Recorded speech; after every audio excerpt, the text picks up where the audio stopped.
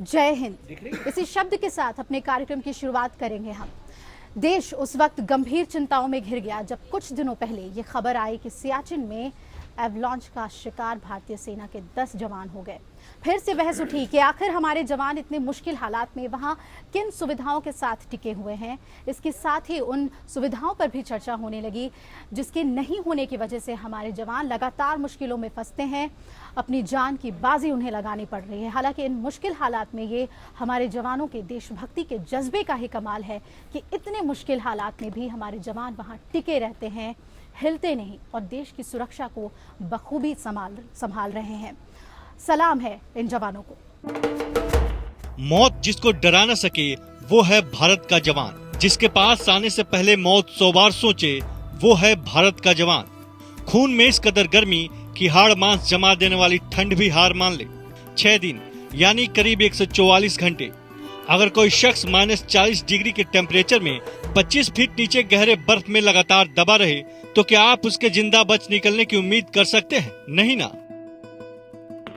3 फरवरी को हिमस्खलन में एक जेसीओ समेत 10 जवान बर्फ के नीचे दब गए थे। घटना के बाद से ही सेना इस इलाके में रेस्क्यू ऑपरेशन चला रही थी। शुरुआती बचाव कार्य के बाद ये मान लिया गया कि सभी जवान मातृभूमि पर शहीद हो गए हैं, लेकिन इसी बीच कुछ ऐसा हुआ जिसका किसी को गुमान तक नहीं था। सियाचिन में एवलांच के बाद सेना के लॉन्च नायक हनुमना थप्पा को रेस्क्यू ऑपरेशन के 6 दिन बाद 25 फीट बर्फ के नीचे से जिंदा निकाल लिया गया।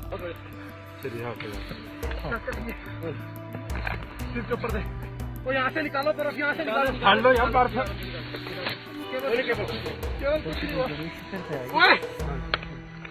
वो पोस्टें भी खाली करनी है अभी तुमने। वो पोस्टों में कोई नहीं होगा, ठीक है। सियाचिन में हिमस्खलन के बाद भारी बर्फ के नीचे 6 दिनों तक दबे रहने के बाद चमत्कारिक रूप से बच निकले लॉन्च नायक हनुमना थप्पा को देखने प्रधानमंत्री नरेंद्र मोदी दिल्ली के रिसर्च एंड रेफरल अस्पताल पहुंचे। पीएम मोदी ने कहा कि वो अभूतपूर्व सैनिक हैं जिनके अदम्य साहस और धैर्य को शब्दों में बयां नहीं किया जा सकता। हिमालय पर्वत श्रृंखला में मौजूद सियाचिन ग्लेशियर दुनिया का सबसे ऊंचा युद्ध का मैदान है। साल 1984 से लेकर अब तक यहाँ करीब 900 जवान शहीद हो चुके हैं। ज्यादातर सैनिकों की शहादत युद्ध से नहीं बल्कि हिमस्खलन और खराब मौसम के कारण हुई है। Bureau report, APN।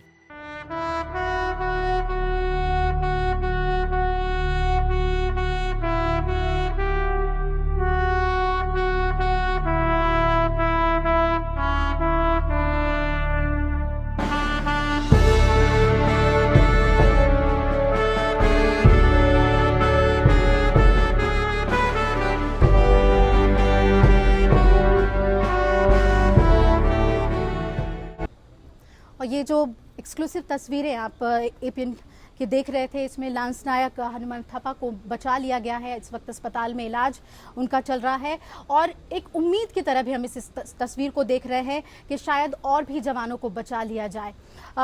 चर्चा की हम शुरुआत करेंगे और इंद्रजीत जी आपसे जानना चाहेंगे कि इस तस्वीर के बाद क्या हम ये उम्मीद करें कि इतने भयंकर तूफान के बाद जहां कोई उम्मीद नहीं लग रही थी, रेस्क्यू ऑपरेशन इतना टफ चल रहा था, उसके बाद लांस नायक हनुमना थप्पा बाहर निकाल लिए जाएंगे?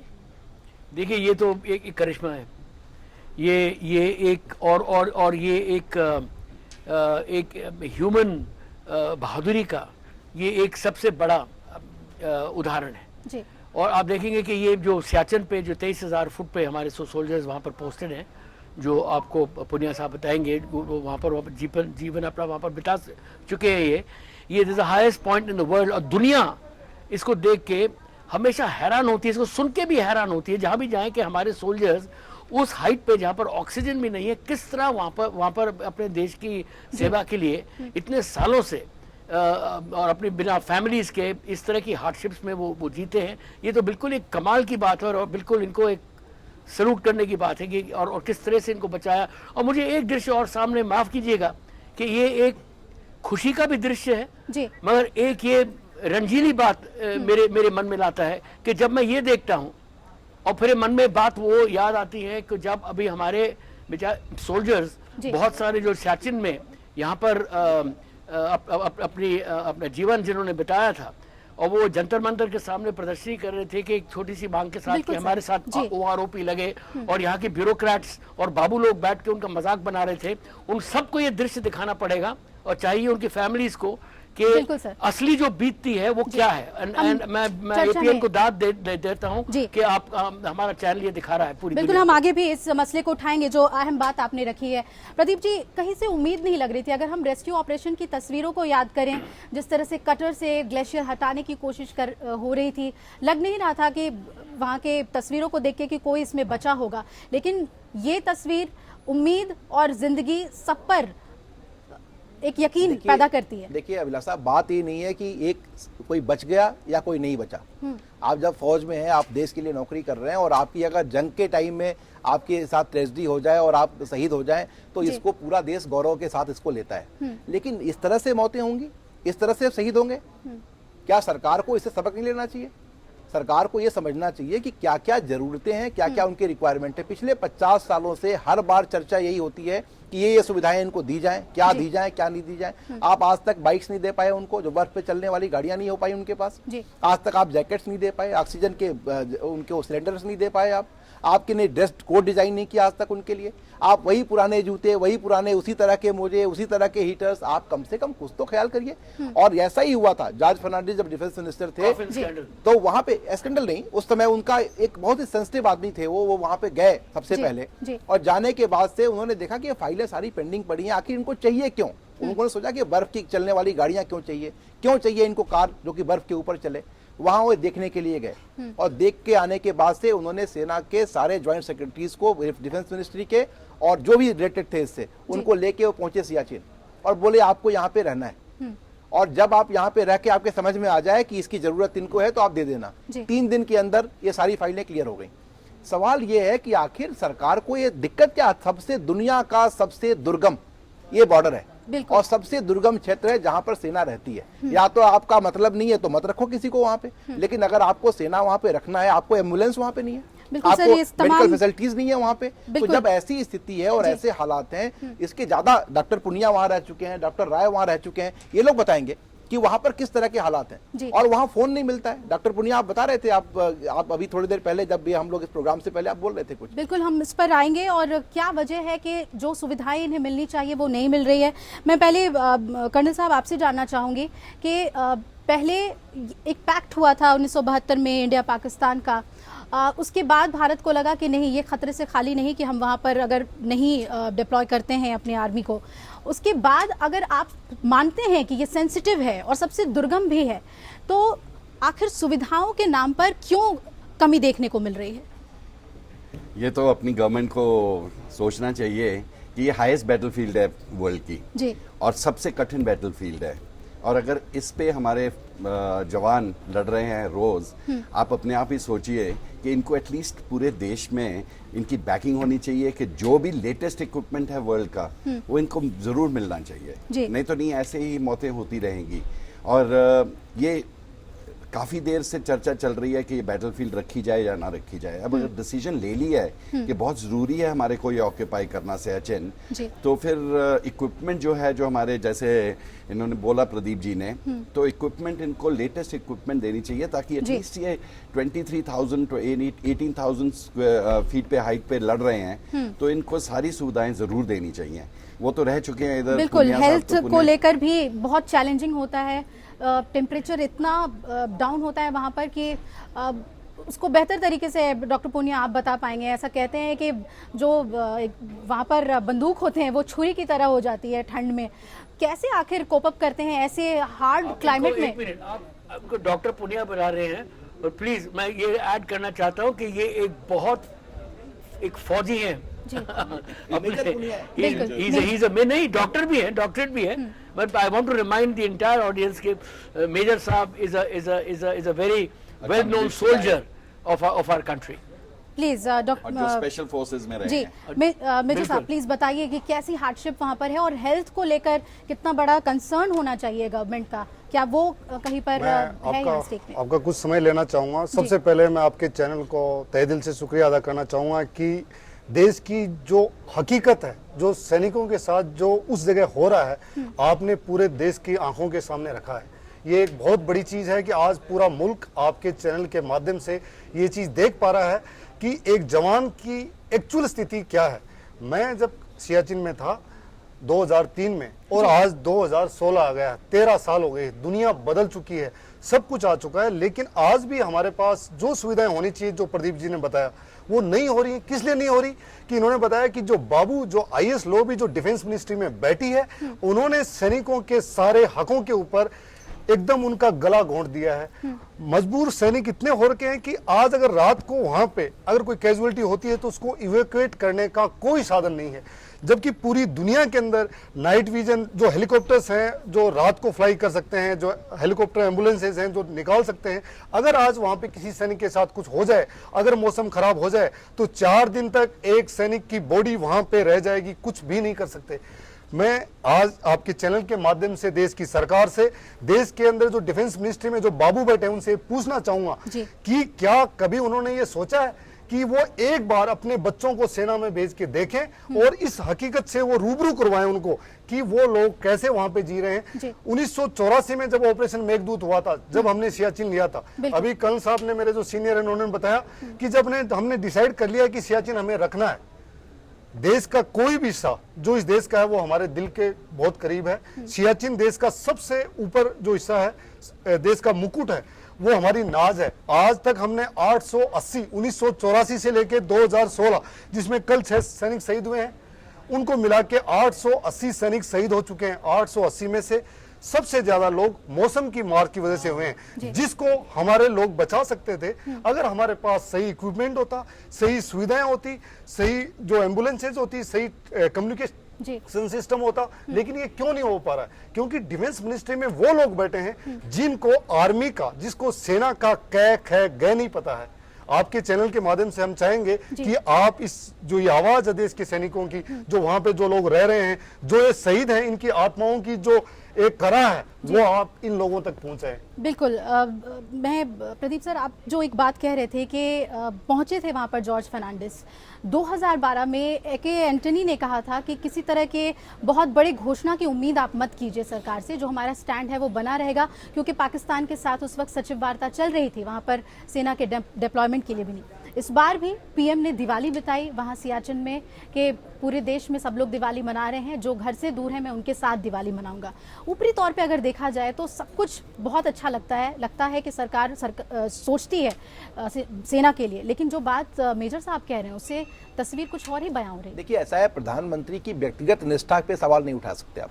प्रधानमंत्री आज सबसे पहले पहुंचने, जनरल से पहले प्रधानमंत्री पहुंचे हैं इस सैनिक को देखने के लिए आर.एन.आर. हॉस्पिटल में। प्रधानमंत्री का, कोई भी प्रधानमंत्री हो, एक बार रक्षा विभाग को लेकर के उसके मन में एक अच्छी भावना रहती है, और ये प्रधानमंत्री खास तौर पे ये सोचते भी हैं इस बारे में। लेकिन प्रधानमंत्री के सियाचिन दौरे के बाद कम से कम जो ये परेशानियां हो रही है, ये तो खत्म हो जानी चाहिए थी। केवल दौरा करना ये समस्या का समाधान नहीं है। समस्या का समाधान ये है कि जब आप प्रधानमंत्री इस देश का कहीं जाता है, आप भी बुलाते हैं किसी वीआईपी को कि आ जाएगा तो रोड ठीक हो जाएगी, हमारे यहाँ हॉस्पिटल्स ठीक हो जाएंगे, स्कूल चलने लगेंगे। कम से कम वहां पर बेसिक जो नीड्स हैं आपकी जान बचाने के लिए, यहाँ पर उनको बाकी चैन से जीने के लिए सामान नहीं चाहिए, अपनी जान बचाने के लिए सामान चाहिए, लाइफ सेविंग इक्विपमेंट्स चाहिए। अगर आपको वो नहीं दे सकते तो फिर सेना वहां पे भेज क्यों रहे हो?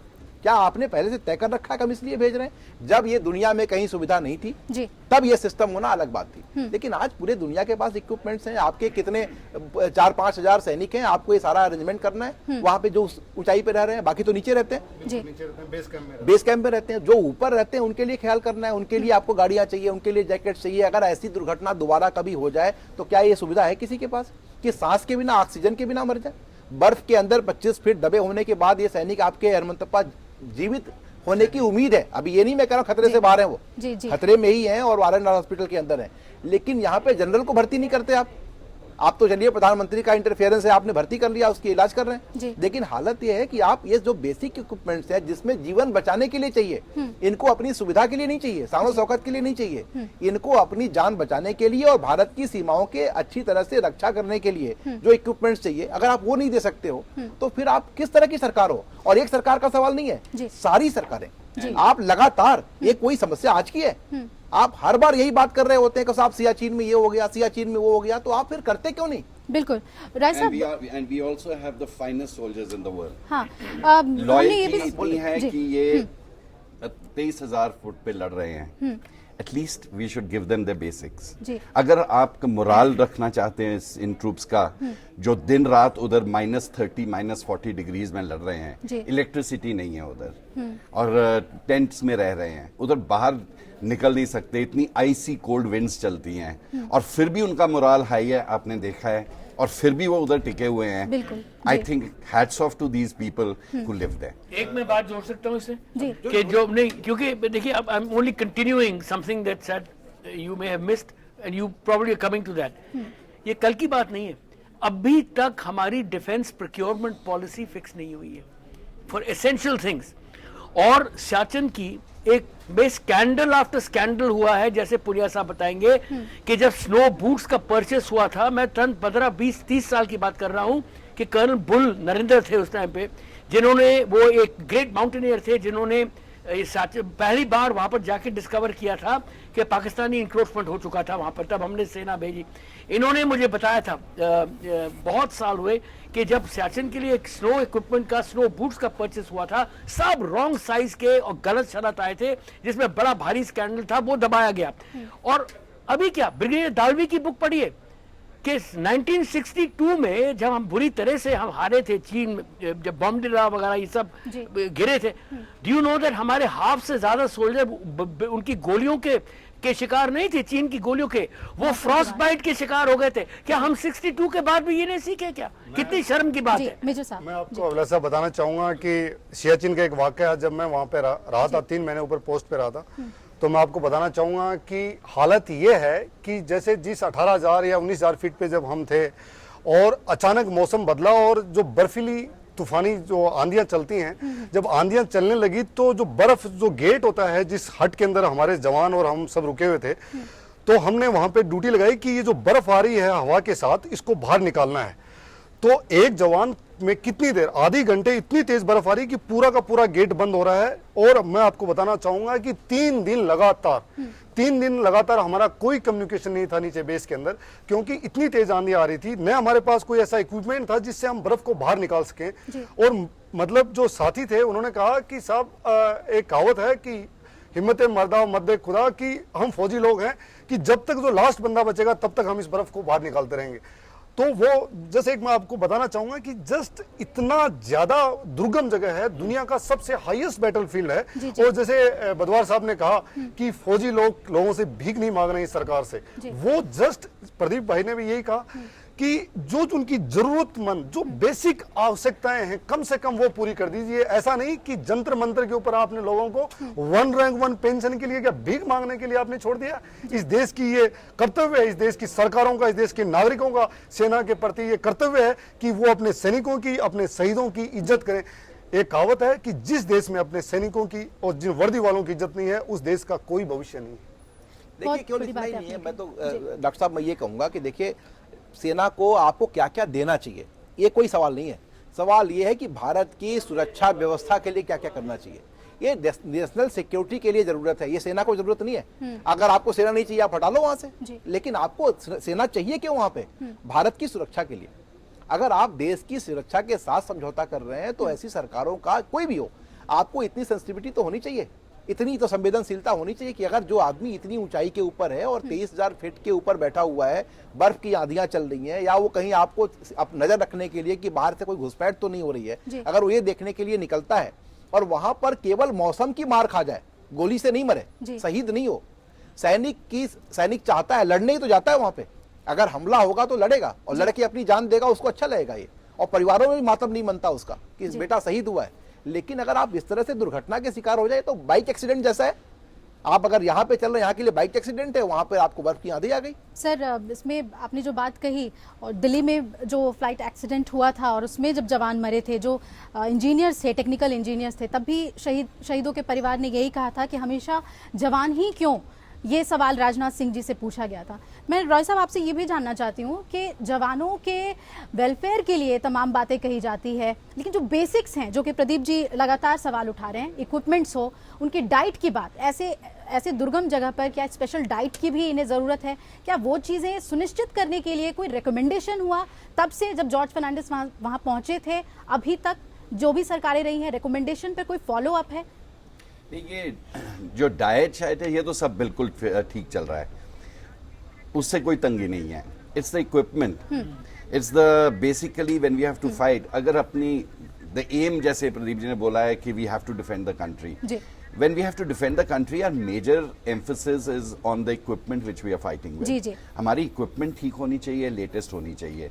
आप अगर 18,000 फुट पे वैसे ही नहीं चढ़ सकते, और वैसे ही कोई आदमी है, मेरे एक बड़े अच्छे दोस्त थे ब्रिगेडियर वीरेंद्र सिंह, वो सियाचिन में उनको वीर चक्र मिला था, वो उन्होंने बाना पोस्ट कैप्चर किया था जी।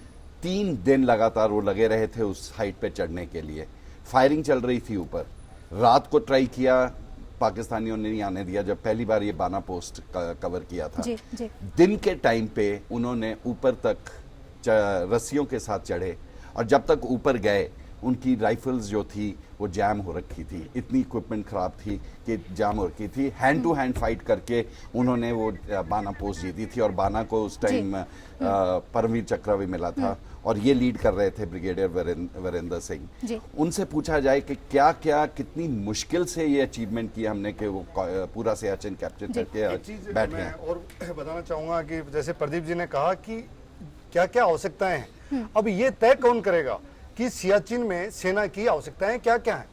क्या वहां पे रहे हुए या जिन लोगों ने वहां पे सर्विस की है, जो आर्मी ऑफिसर्स, जो जवान जिन्होंने नौकरियां की हैं वहां पे, जिन्होंने 2-2, 3-3 टेन्योर निकाले उस जगह पे, उनको पता है कि वहां की जरूरतें क्या हैं।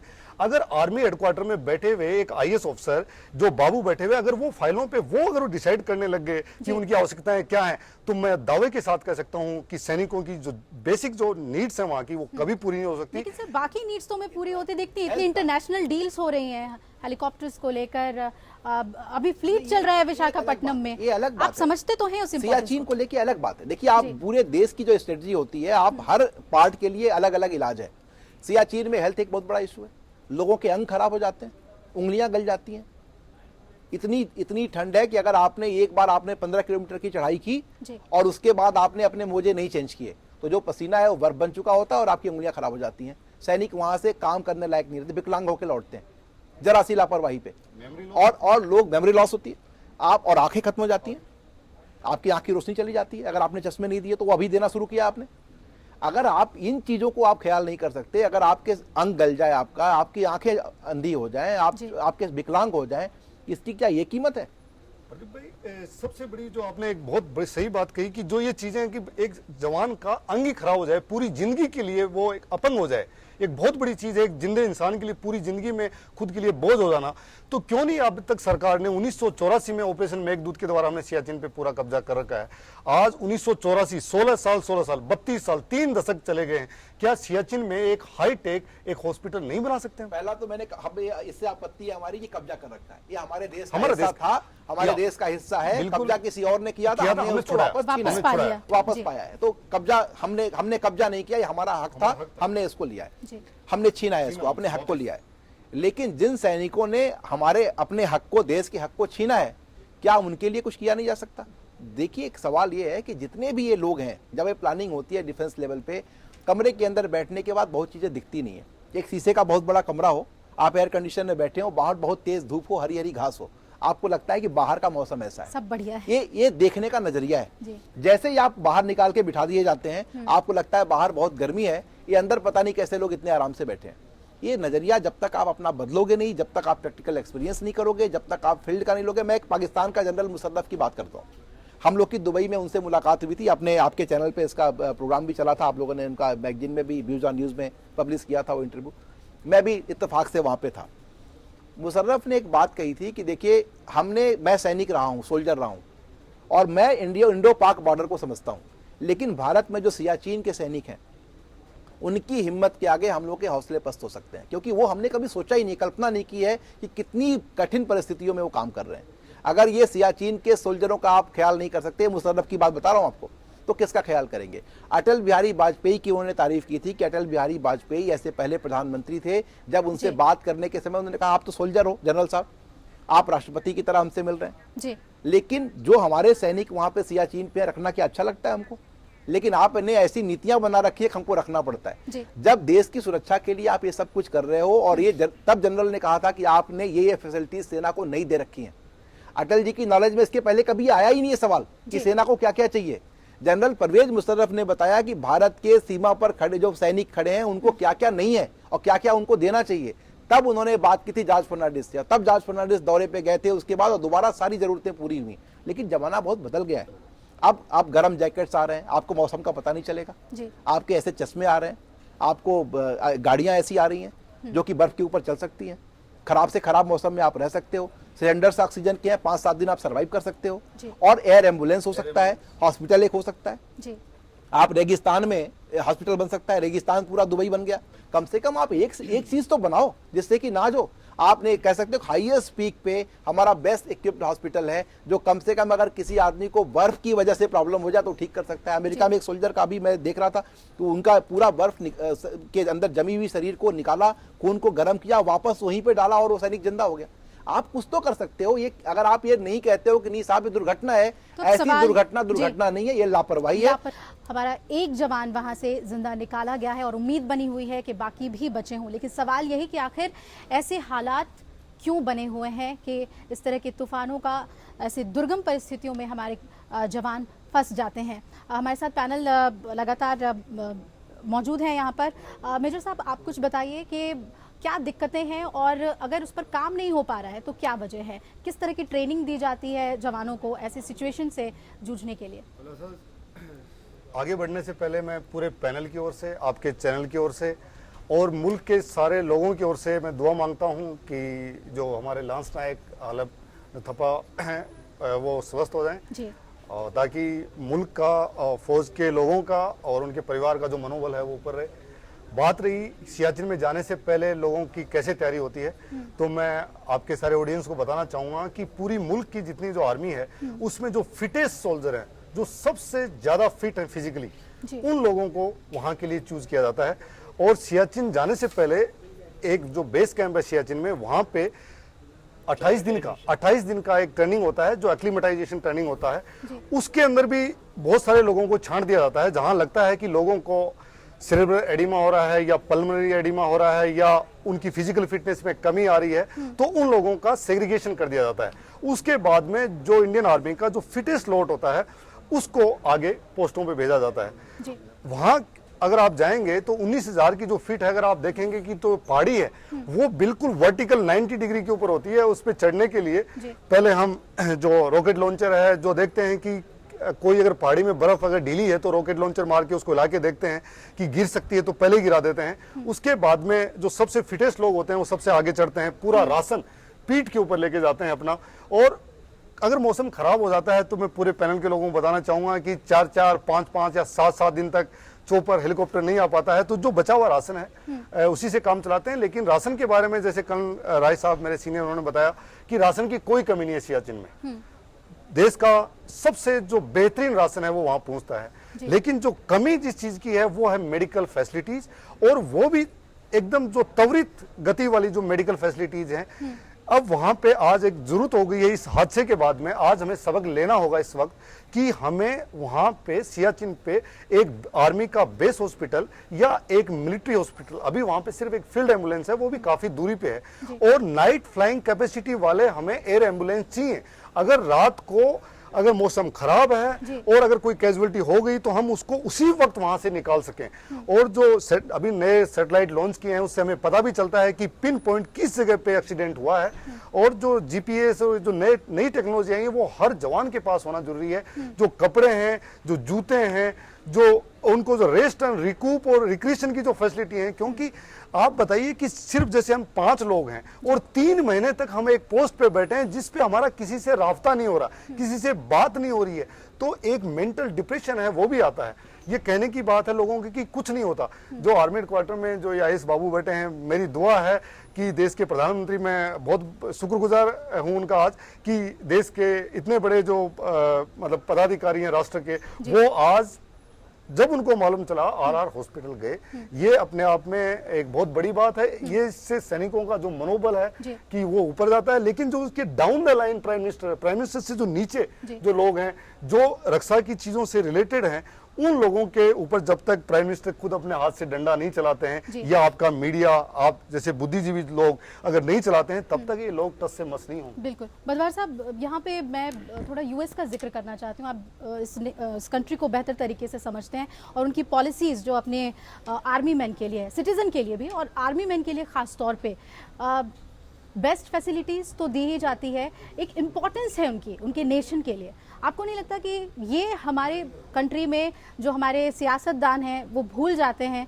जैसा कि प्रदीप जी ने कहा था कि शीशे के कमरे में बैठ के बाहर सब अच्छा लगता है, कुछ ये हाल है और हमें सीख लेनी चाहिए यूएस से भी। यूएस से क्यों? छोटी छोटी आर्मी जहाँ हैं, सिंगापुर से सीखिए, उनके देखिए क्या इक्विपमेंट है उनका। छोटा सा देश है, उतनी दूर क्यों जाते हैं आप? कनाडा देखिए, स्विट्जरलैंड देखिए, जो एक पीसफुल कंट्री है जी। कि उनके डिफेंस के लिए वहां भी कितनी स्नो है, कितनी ठंड होती है। आप जो माउंटेन एल्प्स, जो यूरोपियन वॉरफेयर, इसमें सब स्पेशल स्नो वॉरफेयर स्कूल्स हैं। और स्नो इक्विपमेंट तो एक बहुत बेसिक बुनियादी चीज है। ये सेकेंड वर्ल्ड वॉर भी, फर्स्ट वर्ल्ड वॉर भी, ट्रेंच वॉरफेयर भी यूरोप में थे, सब वो सब बर्फ में लड़ी गई थी वो। जी। कि ये कोई आइडियल कंडीशंस में कोई वॉरफेयर थोड़ी लड़ी जाती है, जैसे आप ये बताएंगे। चाहे रेगिस्तान में होती है, जहाँ पर टैंक वाले, जैसे कर्नल राय साहब से पूछिए कि जब रेगिस्तान में 15-15, 20-20, 30-30 दिन जब इन लोगों को टैंक्स के नीचे वो गर्म रेत पे जब सोना पड़ता है, तो इनको पूछिए इनके पास इक्विपमेंट है कि नहीं। हम स्नो की क्यों बात करें सिर्फ? ये क्या बात है कि सर जब हादसा होता है तब प्राइम मिनिस्टर वेकअप करते हैं। ठीक है, गए, बहुत अच्छी बात है, मैं उनकी प्रशंसा करता हूँ उस बात पे।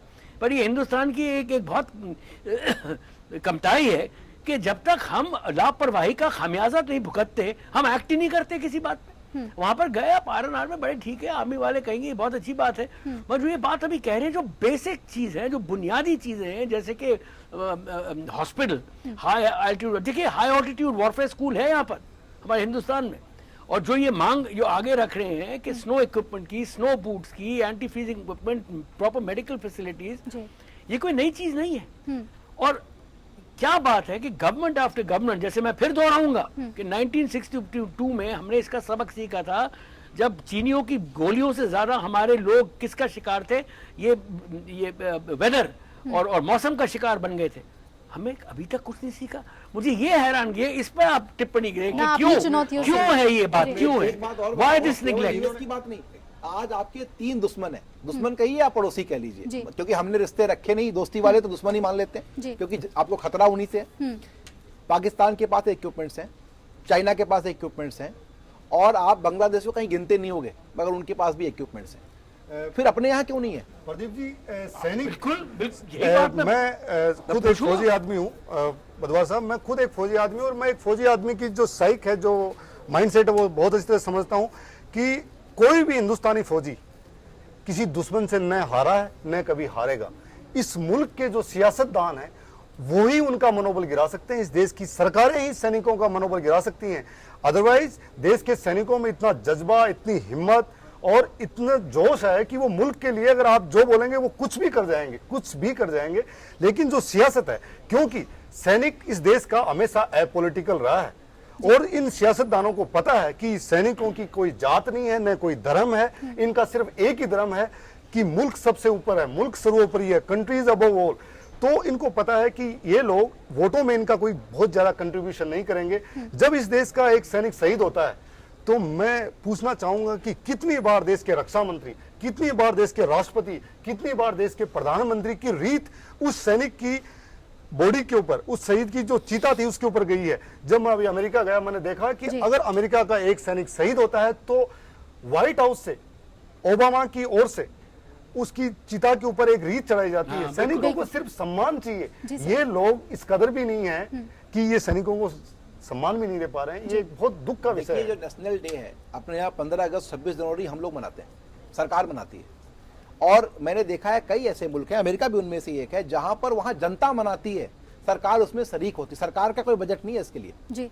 वहां की इंडिपेंडेंस डे जनता मनाती है, सरकार उसमें शरीक होती है। हमारे यहाँ सरकार मनाती है और जनता को आने के लिए पास लेना पड़ता है जी। अगर कई चीजें ऐसी हैं जहां पे आपको सुधार की जरूरत है। ये ब्रिटिश टेम्परामेंट था, जब अंग्रेज यहाँ पर आए थे, उनका राज चल रहा था, उनको खतरा था, उनको था कि कहीं ऐसे लोग नहीं आ जाए जो आके यहीं कब्जा कर लें, वायसराय को ही पकड़ लें यहाँ पे आके।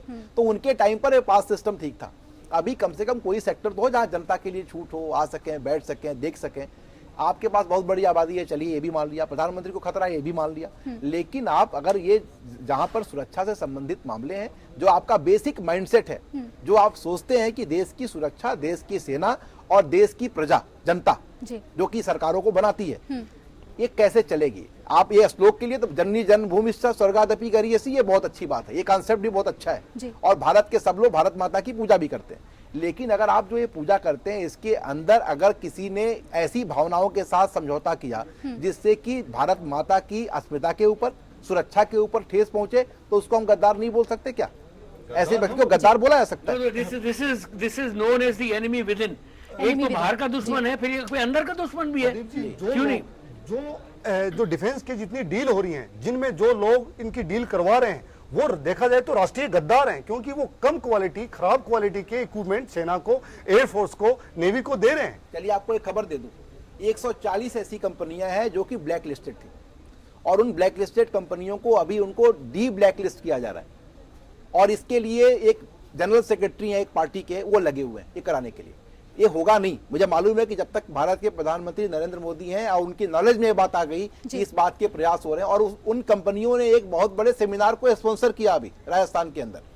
अगर ये हालत है, आप इस तरह के लोग इस तरह के घुसपैठिए, मैं स्कैंडलाइज नहीं करना चाह रहा। आज ये मौका है भारत की सेना के सम्मान का, इस मौके पर मैं ये सब बातें करना नहीं चाहता, लेकिन फिर भी मुझे बार बार ये लगता है कि क्या भारत सरकार के अंदर ऐसे प्रधानमंत्री के रहने के बावजूद जो कि सेना के प्रति अपना सम्मान दिखाते हैं, दिवाली उनके साथ मनाते हैं, किसी सैनिक के हॉस्पिटल में पहुंचने पर वो पहुंचते हैं, क्या इनके रहने के बावजूद हथियारों की डील फेयर नहीं हो सकती?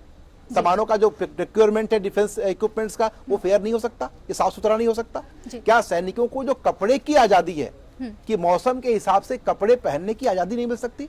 आप फंडामेंटल राइट की बात करते हो, मैं तो कहता हूं कि this is attack on basic features of fundamental rights. Absolutely you are right. आप जो सेना का जो सैनिक है, भारत का जो सैनिक है, उसके जो प्राइमरी अधिकार है, जीने के लिए जो वस्त्र चाहिए, अगर आप ये नहीं दे सकते, चलने के लिए जो गाड़ी चाहिए, जो सुरक्षा चाहिए, आप ये कह रहे हो कि साहब चांद तोड़ के लाओ, चांद के ऊपर जाओ, लेकिन हम आपको रॉकेट नहीं देंगे, हम आपको पानी में छोड़ दे रहे हैं, आप चांद पे पहुंच जाओ।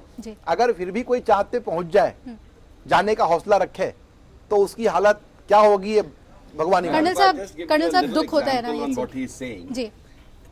I've operated in the desert in the tanks. हम इक्विपमेंट तो ले रहे हैं पर फिर बोलते हैं नहीं हमारी कंट्री बहुत पुअर है। Can you imagine our troops and we are operating in the desert at 48 degrees centigrade and the tanks are not air conditioned. अगर अंदर का बाहर का टेम्परेचर नॉर्मल टेम्परेचर 47-48 डिग्रीज है, टैंक के अंदर 52-53 डिग्रीज है, and they expect us to operate there, but a tank में कॉस्ट करोर्स और एक छोटा सा एयर कंडीशनर नहीं लगा सकते उसके ऊपर। मैं आपको एक चीज बताना चाहूंगा, जैसे आपने कहा कि वो इक्विपमेंट नहीं दे सकते हैं और सरकारें कहती हैं कि हमारा देश गरीब है। जब इस देश के अंदर 1,84,000 करोड़ का घोटाला हो सकता है और वो लोग बाहर घूम रहे हैं, 1,76,000 करोड़ का घोटाला हो सकता है, वो लोग घूम रहे हैं बाहर। सेना को 1,76,000 करोड़ की इक्विपमेंट चाहिए ही नहीं, दिल चाहिए, ईमानदारी चाहिए, सेना के प्रति निष्ठा चाहिए, मुल्क के प्रति दिल में आदर और निष्ठा चाहिए, सब कुछ हो सकता है, लेकिन ये कर नहीं रहे। Defense modernization has taken a back seat. The concept of defense procurement has not been worked out yet. That's the अब ठीक है, सेना की बात की, वायुसेना की बात करिए। ये MiG-21 और ये जो वायुसेना की ऑब्सोलीट इक्विपमेंट्स हैं, जो फ्लाइंग कॉफिन्स हैं, वो भी तो देखिए, इधर बर्फ में मर रहे हैं, इधर रेगिस्तान में मर रहे हैं विदाउट इक्विपमेंट, और इधर इनको फ्लाइंग कॉफिन जिसे कहते हैं उधर उनको नहीं बदल रहे हैं। तो क्या, तो ये तो एनिमी विद इन हुआ ना, ये दुश्मनी। हमें दुश्मन क्यों चाहिए? जब अंदर दुश्मन बैठे हुए तो हम बाहर के दुश्मन को हम कैसे हराएंगे? आप ये उसका ये जवाब चाहिए मुझे, ये मुझे सरकार से जवाब चाहिए। एक्सपर्ट मिनिस्ट्रीज की जरूरत है। आप डिफेंस मिनिस्टर में, आप डिफेंस मिनिस्ट्री में कोई डिफेंस का जानकार कौन है? आप बाबूस को निकाल दीजिए, आईएएस ऑफिसर्स को, तो कौन ऐसा मंत्री है जो कि डिफेंस का जानकार है? फाइनेंस में कौन फाइनेंस का जानकार है? होम में कौन होम का जानकार है? लेकिन आपको कम से कम एक एडवाइजर आप ले सकते हो। मैं ये नहीं कह रहा हूं कि नहीं आप सेना से ही किसी को डिफेंस मिनिस्टर बना दो, आप किसी पुलिस वाले को बना दो होम मिनिस्टर, लेकिन कम से कम एडवाइजरी कैपेसिटी में जिसकी की कहने की कोई वजन हो। ये नहीं एडवाइजर होता, आजकल इकोनॉमिक एडवाइजर जितने भी हैं डिपार्टमेंट से, उनके एडवाइस कोई मानता नहीं है। सलाह पे कमीशन में जी। आर्मी का कोई है ही नहीं, आर्मी की पे कमीशन मैं डिफेंस है। मैं आपको बताना चाहूंगा कि मैं बांदीपुर में था, स्पेशल फोर्सेज के साथ एक ऑपरेशन हो रहा ये था कश्मीर में, और सबसे ज्यादा इन्फ्लिक्टेड जो एरिया है मिलिटेंट्स का पाकिस्तान की ओर से। तो जब हमें खबर मिली कि यहाँ पे मिलिटेंट है और हमने 3 दिन तक हमने ऑपरेशन चलाया और हम जंगल में पहुंचे, तो मैं आपको बताना चाहूंगा मेरे साथ कुछ बीएसएफ के गाइड थे, उनके पास जो हथियार था वो इंसास था, और जो मिलिटेंट्स हैं उनके पास AK-47 था। तो बर्फ में जब हम चल रहे थे, तो जब हमने मिलिटेंट्स के ऊपर हमने फायर खोला, तो मेरे साथ में बीएसएफ के एक इंस्पेक्टर बैठे थे, उनके पास दूसरा वेपन था इंसास, और जो भारत के DRDO ने बनाया है उसका वेपन चला ही नहीं। उसने जितना उसमें रोक पड़नी थी सारी पड़ गई, उसने जितना बिड़ाना था इधर करना सब कुछ कर लिया, उसने मैगजीन चेंज कर ली। मुझे उस वक्त एक बार इतना बड़ा धक्का लगा कि काश अभी मेरे पास वेपन है, मैं फायर कर पा रहा हूं, अदरवाइज इस आदमी के सामने अगर एक पाकिस्तानी मिलिटेंट आ जाए तो ये आदमी बिना वजह अपनी जान दे देगा। ये स्थितियां हैं। ये स्थिति है इस देश। सर क्यों नहीं इन मसलों को पॉलिटिकल पार्टीज उठाती हैं, जो ऑपोजिशन में होते हैं वो क्यों नहीं इन मसलों को उठाती हैं? हर मसले पे हो हल्ला होता है। ऐसा नहीं है, जब वो अपोजिशन में होते हैं तभी उठाते हैं, जी बिल्कुल उठाते हैं, ऐसा नहीं कि नहीं उठाते, लेकिन जब वो रूलिंग पार्टी में आते हैं तब उनको लगता है कि बिल्कुल ठीक चल रहा है, देश बढ़िया चल रहा है। और फिर देखिए ना, जब मिलिट्री वाले फौजी वाले चुपचाप अपनी आवाज उठाते हैं, वो ये नहीं कह रहे कि ये गवर्नमेंट को बदलो, इसको तो उनको एकदम कहते हैं अरे मिलिट्री पॉलिटिसाइज हो गई है। अरे कहाँ, इंडियन मिलिट्री का ट्रेडिशन मैनेक्शॉ के टाइम से, हमारे जनरल करियप्पा के टाइम से कहाँ पॉलिटिकल, ये नॉन पॉलिटिकल मिलिट्री रही है। भगवान साहब आपको एक चीज बताना चाहूंगा, नहीं, कितना बेबुनियादी इन पे इल्जाम लगता है कि जब ये जायज चीज के, किसी जायज चीज के लिए अपनी आवाज उठाए तो बोले पॉलिटिसाइज हो रही मिलिट्री, तो जनरल लोग भी चुप बैठे रहते। भगवान साहब एक बात बताना चाहूंगा कि अभी मेरे एक अमेरिकन साथी थे जो फौज में थे, उन्होंने मेरे को फोन करके बताया 26 जनवरी के ऊपर जब राष्ट्रपति ने हमारे एक सैनिक की विधवा को जब अशोक चक्र दिया, तो उसने मुझे फोन करके बताया कि जब अशोक चक्र देश का सर्वोच्च सम्मान है, तिरंगे के बाद में सबसे बड़ा जो सम्मान है अशोक चक्र, वीरता का सबसे बड़ा पुरस्कार है शांति काल में, जब दिया तो उसने कहा कि आपके जितने दर्शक बैठे थे, जो पूरे राजपथ में जितने लोग बैठे थे, उनका सारे के सारे लोग बैठे रह गए। उसने कहा अगर हमारे मुल्क में होता, देश का सर्वोच्च सम्मान दिया गया होता, तो जितने लोग जो परेड में जो नीचे देखने आए थे सारे के सारे लोग खड़े होते। मेरा कहने का मतलब है कि आदर सिर्फ दिल में नहीं होता, एक्शंस में दिखाना चाहिए। नहीं बोलता, लेकिन बहुत से ऐसे सम्मान हैं जिनको लेके जनता के मन में ये भावनाएं खत्म हो चुकी हैं कि सम्मान के हकदार लोगों को ये मिल रहा है। कई बार ऐसा होता है, ऐसे लोगों को पुरस्कार मिल जाते हैं, पद्मश्री मिल गया, पद्म भूषण मिल गया, जिनको कि लोग सोचते हैं इसका भी नाम आ गया क्या, इसने कोई जुगाड़ लगाया होगा। लेकिन सेना के साथ ही नहीं है, मैं मानता हूं कि सेना के साथ ही नहीं है, और इसीलिए सेना के साथ नहीं होने का ही ये फायदा है कि आज भी जनता के मन में सेना के प्रति जो इज्जत है ये बची हुई है। सर, हमारे कार्यक्रम का उद्देश्य आज यही था कि इस संघर्ष को हम सभी समझें, किस जिम्मेदारी के तहत, किस भावना के तहत सीमा पर हमारे जवान मौजूद रहते हैं, डटे रहते हैं, और सरकारों के ऊपर कितनी बड़ी जिम्मेदारी है उनका ख्याल रखने की, ताकि उनका हौसला यूं ही बना रहे। और जो बात आपने कही सम्मान की, APN जितने भी अशोक चक्र पाए हुए शांतिकाल में जवान हैं, परमवीर चक्र पाए हुए जवान हैं, वो हर जवान जो शहीद हुआ है उनके सम्मान में हम खड़े होंगे। आपके प्रोग्राम खत्म करने से पहले मैं आपके चैनल के माध्यम से देश की पूरी आवाम से मैं अपील करना चाहूंगा, गुजारिश करना चाहूंगा कि वो दुआ मांगे कि हमारे जो साथी हैं जो अभी RR हॉस्पिटल में काफी क्रिटिकल हैं, सियाचिन में जो अभी जिनकी 6 दिन बाद में जो मिले हैं, उनके लिए दुआ मांगे, उनकी जिंदगी के लिए कि वो जल्दी ही ठीक हो। जी आइए।